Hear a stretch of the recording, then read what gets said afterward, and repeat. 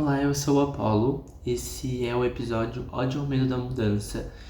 E eu acho que existem algumas coisas a pensar, assim. Essa semana eu tava escutando um podcast aqui no Spotify. E eu vou ver se eu coloco o link embaixo pra ver se relaciona. Mas era um episódio que falava sobre o medo de dar certo, assim.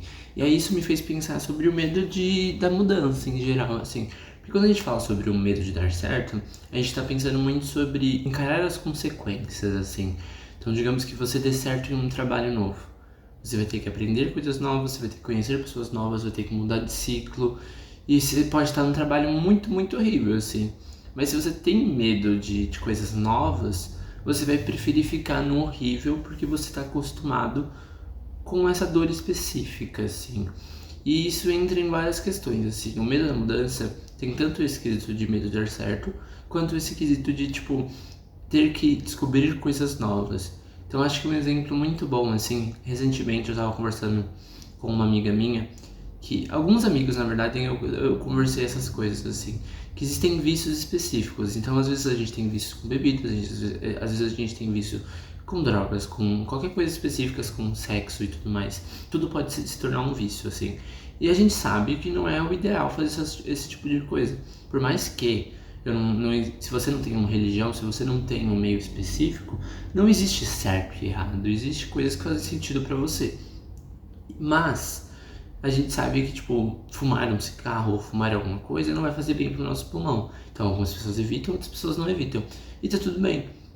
Só que existem pessoas que sabem que não é bom pra elas e que elas continuam. E aí ela falou que não tá. Uma dessas minhas amigas, ela disse: eu não tô muito confortável com o que eu tô fazendo, mas eu não quero parar porque é o que eu já estou acostumado. E aí entra nesse quesito de que, tipo assim, às vezes a gente tá tão acostumada com uma dor específica que a gente não quer mudar por ter medo de sair dessa dor. Porque eu acho que, como ser humano, como ser existente, é impossível a gente não sentir alguma dor, é impossível a gente não ter alguma contradição ou qualquer coisa do tipo. Mas existem dores que a gente escolhe viver e quando a gente se acostuma com alguma coisa específica, com uma dor específica, às vezes a gente prefere continuar nela, porque a gente tem medo de uma dor nova. Então vamos usar um próprio exemplo do vício, assim. Digamos que eu use alguma droga específica e que eu pare de usar essa droga.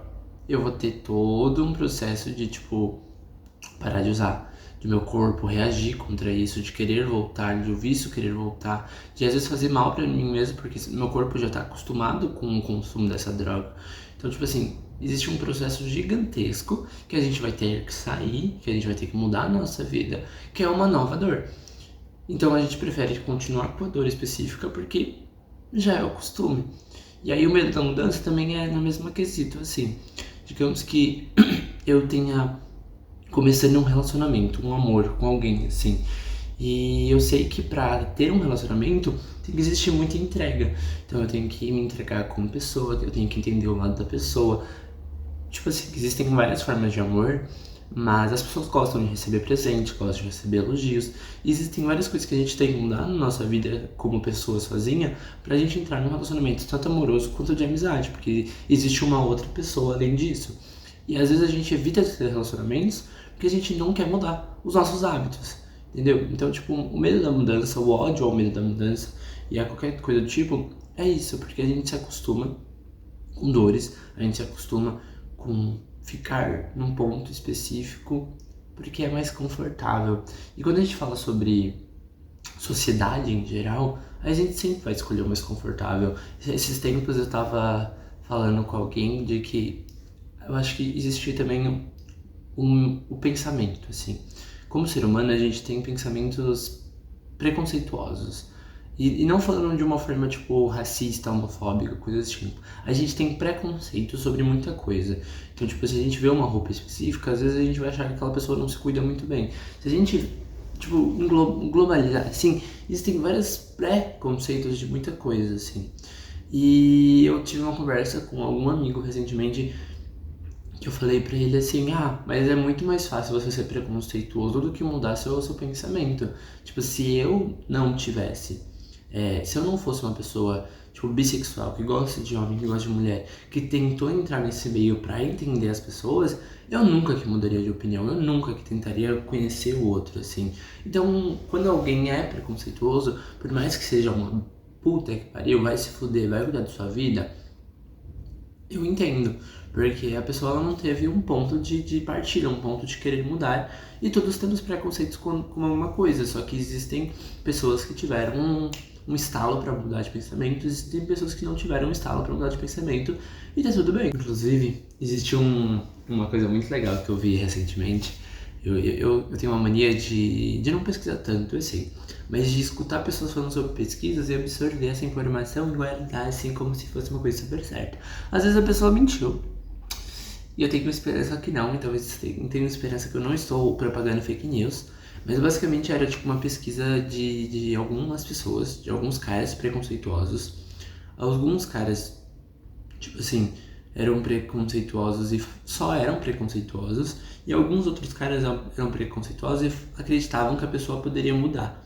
Tipo, ai, você faz isso porque você quer, você gosta de homem porque você escolheu gostar de homem, assim. E aí na pesquisa tinha um. Como que eu vou expressar isso? Será que o Spotify ele bane? Mas tinha algumas cenas pornográficas, assim. Então, tipo assim, se você era um cara hétero, ou eram cara héteros, vendo vídeos de pornô, tanto lésbico, quanto heterossexual, quanto gay. E aí no lésbico, os dois reagiram, tipo, uma quantidade boa, assim.